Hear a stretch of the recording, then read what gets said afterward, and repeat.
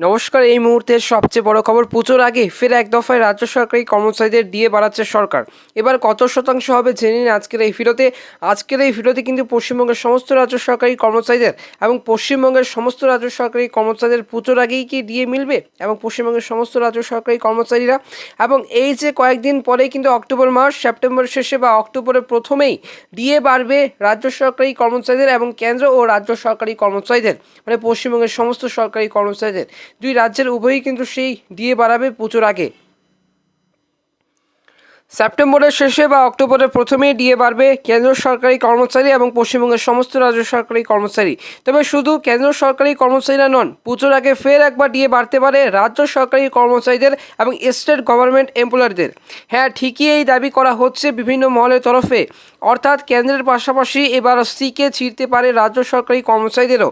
জানিয়ে রাখি, আগামীকাল এবং সেই 25 সেপ্টেম্বরে ফের একবার ডিএ বৃদ্ধি করতে পারে কেন্দ্র সরকার। তবে গত 25 সেপ্টেম্বরের সেই ডিএ নিয়ে কিন্তু কেন্দ্র সরকার ঘোষণা করেছিলেন।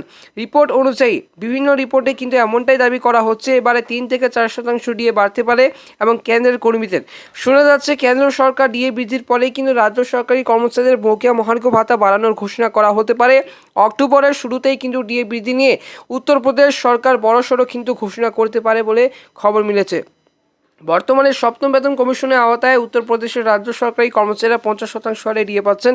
কেন্দ্র সরকারি হারেই কিন্তু সেই তাদের ডিএ প্রদান করছে এবং রাজ্য সরকার। তবে অক্টোবর মাসে ফের একবার কিন্তু ডিএ বাড়তে পারে। শোনা যাচ্ছে এবারে ফের 4% ডিএ বাড়ানো হতে পারে। খবর শোনা মাত্রই কিন্তু খুশি ধরছে না কিন্তু রাজ্য সরকারি কর্মচারীদের। এবার রিপোর্ট অনুযায়ী উত্তরপ্রদেশ রাজ্য সরকারি কর্মচারীরা ও পেনশনভোগীর সংখ্যা মিলিয়ে তা হবে 23 লক্ষেরও কিন্তু বেশি। দীপাবলির আগে যদি তাদের বকেয়া মহার্ঘ ভাতা বৃদ্ধি করা হয়, তাহলে কিন্তু রাজ্য সরকারের এবং কোষাগার থেকে বাড়তি 3000 কোটি টাকা কিন্তু খরচ হতে পারে। যদিও সরকারের তরফে এখনও কিন্তু ডিএ বৃদ্ধি নিয়ে সেভাবে কিছু বলা হয়নি। তবে এই দিকে কিন্তু সেই বাংলার এখনও কিন্তু সেই কেন্দ্র হারে ডিএ দাবিতে আন্দোলন চালাচ্ছেন সরকারি কর্মচারীরা একাংশ। বর্তমানে ষষ্ঠ বেতন কমিশনের আওতায় 14% হারে ডিএ পাচ্ছেন রাজ্যের সরকারি কর্মীরা এবং বকেয়া মহার্ঘ ভাতা নিয়ে বাংলার সরকারি কর্মীদের চেয়ে মামলা চলছে সুপ্রিম কোর্টে। বহুদিন থেকেই কিন্তু ঝুলে রয়েছে সেই মামলা, তবে তার চোট খুলবে তা কারও কিন্তু জানা নেই। তবে এই মুহূর্তে যেটা গুরুত্বপূর্ণ খবর, পুজোর আগেই কিন্তু মমতা বন্দ্যোপাধ্যায় এবং ঘোষণা করতে পারে যে 3 থেকে 4% ডিএ বাড়তে পারে রাজ্য সরকারি কর্মচারীদের।